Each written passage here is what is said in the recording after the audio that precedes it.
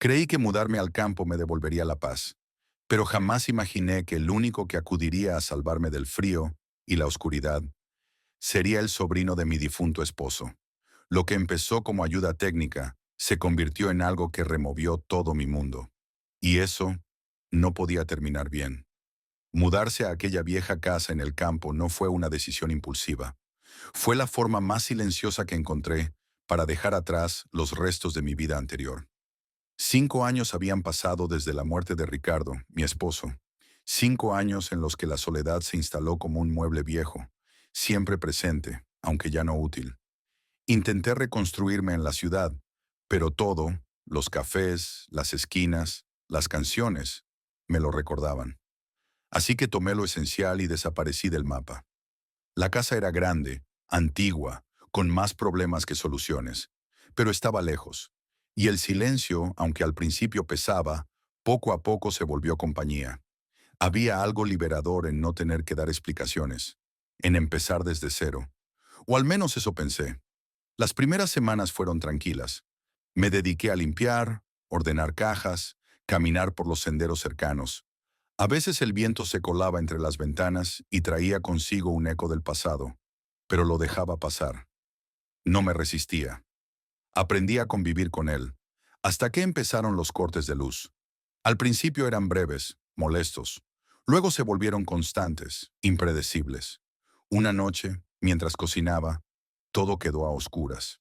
Intenté calmarme, pero el crujido de la madera, el zumbido de la nevera al apagarse y el repentino silencio absoluto hicieron que mi pecho se cerrara. No sabía mucho de electricidad, apenas lo básico. Revisé los fusibles con una linterna, pero no entendía nada. Fue entonces cuando recordé a Mateo. Mateo, hacía años que no lo veía. Era el sobrino de Ricardo, un chico tímido, de sonrisa fácil. Cuando Ricardo aún vivía, Mateo venía a casa los veranos. Lo veía como un niño dulce, educado, algo solitario. Después de la muerte de Ricardo, lo perdí de vista. Su madre y yo mantuvimos algo de contacto, pero él desapareció como todos los demás. Días antes, en un encuentro casual en el pueblo, lo vi. Había cambiado. Más alto, más seguro, con un aire sereno. Nos saludamos con afecto. Me dijo que trabajaba como electricista en la zona y que si necesitaba ayuda, no dudara en llamarlo. Aquel recuerdo fue suficiente para vencer el orgullo. Le escribí un mensaje corto, casi avergonzado. Mateo, la luz está fallando otra vez. ¿Podrías venir a echar un vistazo? No sé qué hacer, y esta casa se siente muy sola. Su respuesta no tardó. Ya voy, tía, no te preocupes. La palabra tía me sonó extraña. No era su tía, claro, pero así me había llamado desde niño. Al leerla, me sentí antigua y a la vez extrañamente acompañada. 20 minutos después, su coche se detuvo frente a la casa. Escuché el motor apagarse y sus pasos firmes acercándose a la puerta. Cuando abrí, me encontré con una versión adulta del chico que conocí. Me saludó con una sonrisa tranquila y una mirada que, por un momento, me hizo olvidar la oscuridad. ¿Sigue fallando la luz? Preguntó con naturalidad. Más que nunca. Esta casa parece rechazarme. Mateo no respondió de inmediato. Entró con confianza, como si nunca se hubiera ido. Caminó hacia el panel eléctrico y comenzó a revisar los cables. Lo observé en silencio, agradeciendo su presencia. No solo por la ayuda técnica, sino por algo que no sabía nombrar. Mientras trabajaba, hablamos de cosas simples, del pueblo, de su madre, de su trabajo. Su voz tenía esa calma que uno solo encuentra en la gente que ha aprendido a estar sola sin que le pese. En un momento, sin mirarme, dijo, «Esta casa no te rechaza. Solo necesita tiempo para acostumbrarse a ti». No supe qué responder. Me limité a sentir, sin entender del todo por qué esas palabras me afectaron tanto. Cuando terminó, volvió a guardar sus herramientas con cuidado.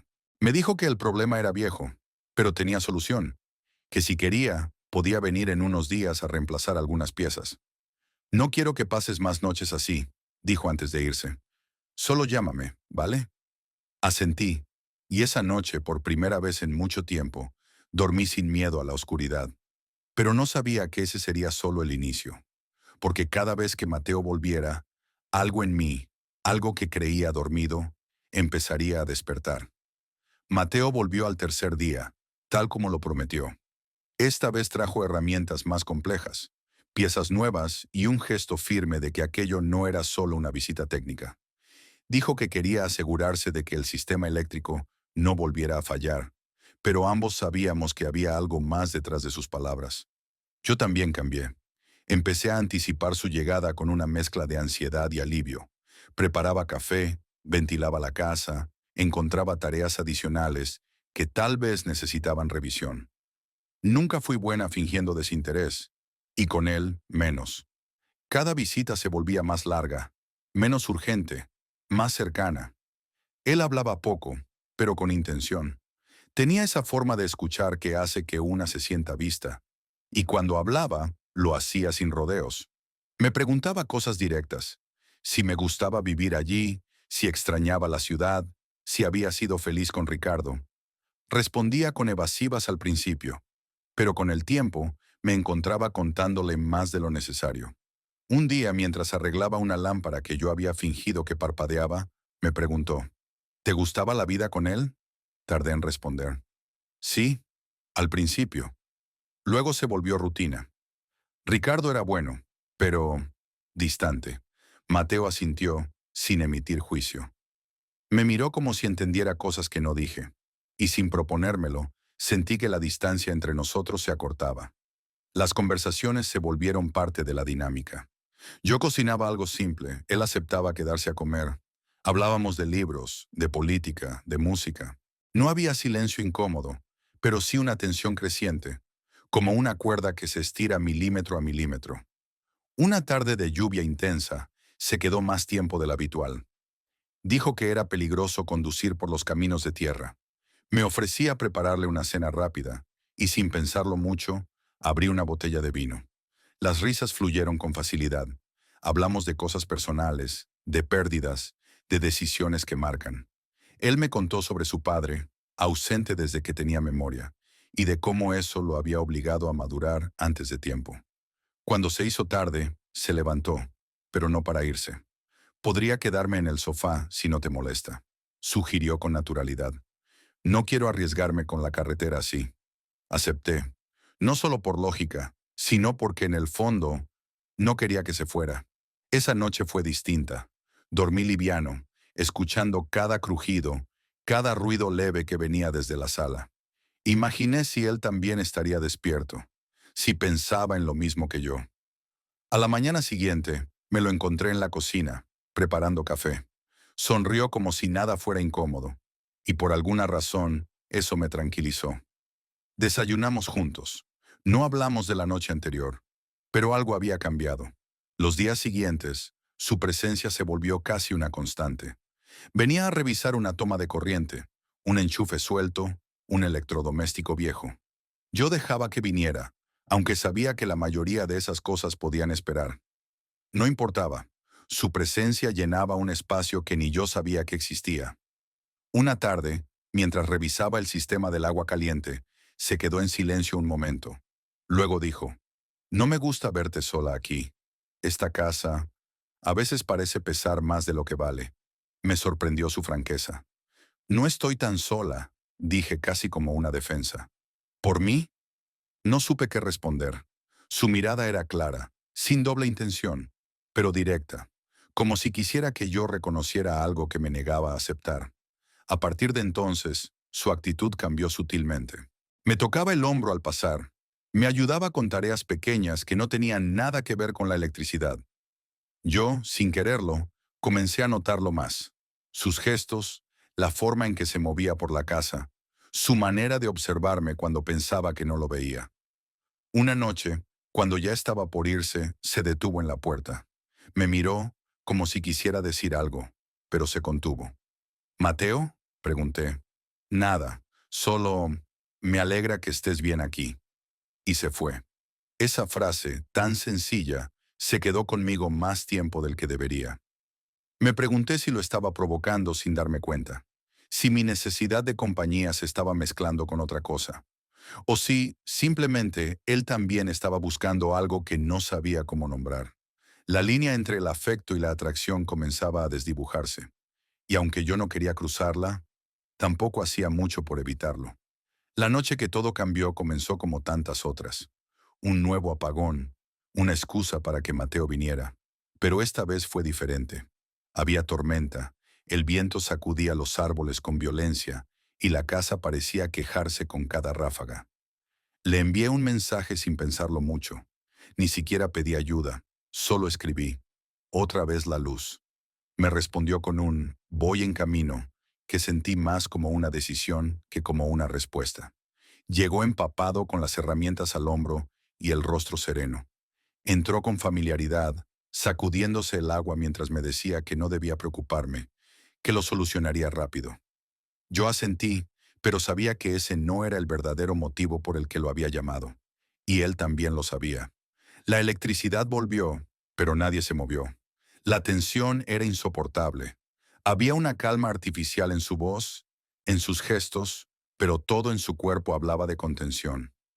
Lo miré mientras cerraba la tapa del panel eléctrico, mientras guardaba el último destornillador con lentitud innecesaria. ¿Algo más? Preguntó sin mirarme. No. ¿O sí? No lo sé, dije de pie junto a la puerta. Se giró. Su mirada no era inquisitiva, pero tampoco escapaba. Me sostuvo la vista como si buscara permiso para dar un paso que ninguno de los dos se atrevía a nombrar. Entonces lo dijo. Esto no es solo la electricidad, ¿verdad? No respondí. No podía. Sentí un vacío en el estómago, como si admitirlo lo cambiara todo. Y lo cambiaba. Mateo dio un paso hacia mí, luego otro. Cuando estuvo a medio metro, se detuvo. No deberíamos, murmuró, casi como si hablara consigo mismo. Ya lo sé. El silencio duró demasiado. Yo podía haber retrocedido. Él también. Pero ninguno lo hizo. Y entonces me besó. No fue un beso impulsivo, ni torpe. Fue lento, contenido, como si ambos estuviéramos probando algo prohibido por última vez antes de rendirnos. Su mano tocó mi cintura con una suavidad que me desarmó. Respondí sin pensar, sin calcular. Pero justo en ese momento, el teléfono fijo de la casa comenzó a sonar. Nos separamos bruscamente, como si hubiéramos despertado de un trance. Fui hacia el aparato con las piernas temblorosas. Contesté. Era Teresa, la madre de Ricardo. Hola, Laura. ¿Estás bien? Escuché que hay tormenta por tu zona, dijo con esa voz amable que siempre escondía un juicio implícito. Sí, todo bien. Justo se acaba de ir la luz, pero ya volvió. Mateo vino a ayudarme. Ah, Mateo. Qué buen chico. Siempre pendiente de ti. ¿Estás sola? Tragué saliva. Sí, ya se va. Mentí. Corté la llamada lo antes posible. Cuando volví a la sala, Mateo estaba de pie, con la chaqueta en la mano. Su expresión había cambiado. Ya no había deseo, solo una mezcla de culpa y contención. No debía hacerlo, dijo, sin rastro de dramatismo, como si fuera un hecho simple e irreversible. Yo tampoco, respondí, con la voz seca. Se acercó y por un segundo pensé que me abrazaría. Pero no. Me miró una última vez y salió, cerrando la puerta con cuidado. Me quedé inmóvil. No sentía remordimiento, pero tampoco alivio. Era una sensación ambigua, como si hubiera cruzado un umbral del que no podía volver. Esa noche no dormí. Repetí el momento una y otra vez. El beso, la llamada, su partida. Y me di cuenta de algo inquietante. No me arrepentía del todo. No por lo que sentí, sino por lo que ese beso reveló. Una necesidad profunda, oculta, de conexión. No con Mateo necesariamente, sino con algo que me devolviera a la vida. Pero también supe que había una línea, y la habíamos cruzado. Al día siguiente no hubo mensajes, ni llamadas, ni noticias suyas. Pasaron 3 días así, luego una semana. Yo fingía normalidad. Arreglaba la casa, salía al pueblo, sonreía a los vecinos. Pero por dentro, el silencio de Mateo pesaba. Hasta que una tarde, mientras barría el porche, vi su coche detenerse frente a la entrada. Se bajó sin prisa. Caminó hacia mí. Su rostro no era el de alguien que venía a continuar lo que empezó. Era el de alguien que venía a cerrar algo.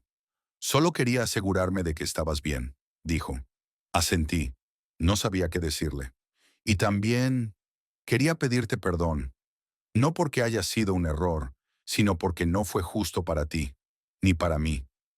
Me dolieron sus palabras, pero no por lo que implicaban, sino porque eran ciertas. Gracias por venir, fue lo único que pude decir. Se giró y volvió a su coche. Esta vez no esperé que mirara atrás. Sabía que no lo haría. Y en el fondo, supe que era lo correcto. Tras la partida de Mateo, la casa volvió a ser un espacio frío, no por el clima, sino por la ausencia de algo que había empezado a volverse parte de mi rutina. Durante días, el eco de sus pasos, su voz pausada, su manera de mirar las cosas como si todo tuviera solución, se mantuvo presente en cada rincón. Me sorprendía hablándole mentalmente mientras realizaba tareas simples, como si todavía estuviera allí. Me preguntaba si él también pensaba en lo que había pasado, si lamentaba el beso o simplemente lo había dejado atrás. Pero más allá de las emociones, había una certeza imposible de evitar. Algo se había roto. No un vínculo, sino una percepción, la que yo tenía de mí misma. Por primera vez desde la muerte de Ricardo, me vi en el espejo no como viuda ni como mujer en duelo, sino como alguien vulnerable a nuevas emociones, capaz de equivocarse y de necesitar algo más que calma. Empecé a evitar lugares de la casa que solíamos recorrer juntos. La cocina, la sala, incluso el porche. Me refugié en tareas prácticas, decidida a no dejar que el silencio me absorbiera. Llamé a un electricista del pueblo y pedí que terminaran lo que Mateo había empezado. No porque desconfiara de su trabajo, sino porque necesitaba cerrar ese ciclo. Los vecinos comenzaron a hablar. En los pueblos pequeños, las visitas constantes de un hombre joven a la casa de una mujer sola no pasan desapercibidas. Lo supe por las miradas, los comentarios disfrazados de cortesía. Una mujer me preguntó si Mateo era mi sobrino o algo más. Respondí con una sonrisa neutra y cambié de tema. No debía explicaciones, pero me molestaba la insinuación. No por lo que había pasado, sino por el juicio implícito de que una mujer de mi edad no podía entablar una relación genuina sin que se la cuestionara. Una mañana, mientras organizaba los papeles de la mudanza, encontré una vieja carta de Ricardo. La había escrito unos meses antes de morir, en un cumpleaños que pasamos separados por un viaje de trabajo. Era breve, sencilla, pero sincera. Me decía que, aunque no era bueno expresando emociones, sabía que yo era el ancla que lo mantenía centrado. La leí varias veces. No sentí nostalgia, ni dolor, solo una calma melancólica. Ricardo me amó a su manera. Yo lo cuidé a la mía. Pero nuestra historia había terminado mucho antes de su muerte. Entendí entonces que lo que sentía por Mateo no era traición a ese pasado, sino una señal clara de que había vuelto a sentir. Y sentir no es un error. Negarlo, sí lo es. Unos días después decidí llamarlo. No para retomar nada, sino para hablar, sin cargas. Su madre me atendió con alegría, como si esperara mi llamada. Me dijo que Mateo se había mudado a Lugo por trabajo, que estaba bien, centrado, trabajando en una empresa seria. No le pedí el número. No quise forzar una conversación que tal vez él no deseaba, pero le pedí que le dijera algo de mi parte. Dile que estoy bien y que le agradezco lo que hizo. Todo. Esa noche dormí mejor. Las semanas siguientes fueron distintas. No más visitas, no más dudas. La rutina volvió, pero con una diferencia. Ya no me sentía atrapada en una historia inconclusa. Ahora tenía claridad. No había culpables, ni víctimas. Solo dos personas que se encontraron en un momento vulnerable y confundieron alivio con conexión. Una tarde, mientras caminaba por el sendero del bosque cercano, me crucé con una pareja de jóvenes. Caminaban tomados de la mano, riendo por algo que solo ellos entendían. Me detuve un segundo, no por envidia ni tristeza, sino por una certeza suave. Ya no necesitaba esa imagen para sentirme viva. A veces, cuando el viento golpea fuerte, todavía parece traer el eco de una risa familiar, una voz que me dice que todo está bien. Tal vez sea Mateo, tal vez solo mi mente. En cualquier caso, lo dejo estar. Aprendí que no se trata de borrar el pasado, sino de soltarlo cuando ya no sostiene, que la compañía no debe ser un parche para el vacío, y que a veces un error es solo el punto de partida para comprender quiénes somos realmente. Habían pasado ya varios meses desde la última vez que vi a Mateo.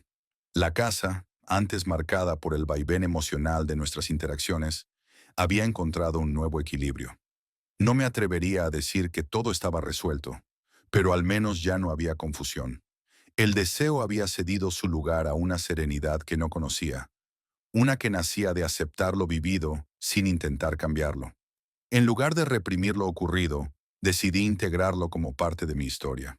Fue una experiencia intensa, sí, pero también breve. Me mostró que todavía era capaz de despertar interés, deseo e incluso ternura. Pero también me enseñó que eso no era suficiente, que no bastaba con sentirse deseada o acompañada.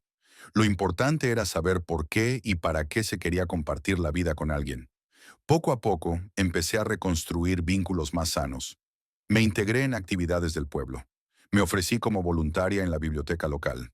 Me hice amiga de una mujer mayor, Carmen, viuda como yo, con una energía contagiosa y una honestidad que a veces incomodaba. Con ella aprendí algo fundamental. No todas las nuevas etapas requieren una pareja. A veces solo requieren intención. Un día, mientras organizábamos un evento comunitario, Carmen me lanzó una pregunta directa, como solía hacer. ¿Y tú, Laura? ¿No piensas rehacer tu vida? Ya la estoy rehaciendo, respondí sin dudar. Me refiero a un hombre. Y yo me refiero a mí. Se rió. Me abrazó del brazo y no volvió a insistir. La casa también cambió. La renové con calma, no para borrar lo anterior, sino para darle mi sello. Quité las cosas de Ricardo que aún quedaban y las guardé con cuidado, no por nostalgia, sino por respeto. Colgué nuevas fotografías, coloqué plantas, ajusté espacios para sentirlos realmente míos. El entorno dejó de parecer un lugar de tránsito para convertirse en mi hogar definitivo. Una mañana de otoño, recibí una postal sin remitente directo. Era de Madrid. Solo tenía 3 líneas. Espero que estés bien. Gracias por enseñarme más de lo que imaginas. Mateo. No había firma, pero no la necesitaba. Sonreí al leerla. No sentía ansiedad ni deseos de responder. Solo gratitud, porque entendí que el verdadero cierre no vino con su partida, sino con mi capacidad de continuar sin necesitar su presencia. Desde entonces, vivo sin buscar finales cerrados. Aprendí que algunas historias no necesitan desenlaces perfectos, sino comprensión. Que el amor, o lo que creemos que es amor, puede presentarse disfrazado de compañía, consuelo o novedad. Pero solo cuando uno está en paz consigo mismo, puede diferenciar entre necesidad y deseo. Hoy camino más ligera, no porque ya no me duela nada, sino porque ya no cargo con lo que no me pertenece. No me castigo por haberme acercado a Mateo. No lo idealizo, tampoco lo culpo.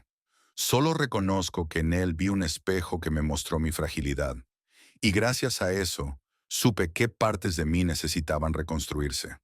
He vuelto a reír, a veces incluso sin motivo. Y eso, para alguien que vivió años atrapada entre ausencias, es más que suficiente.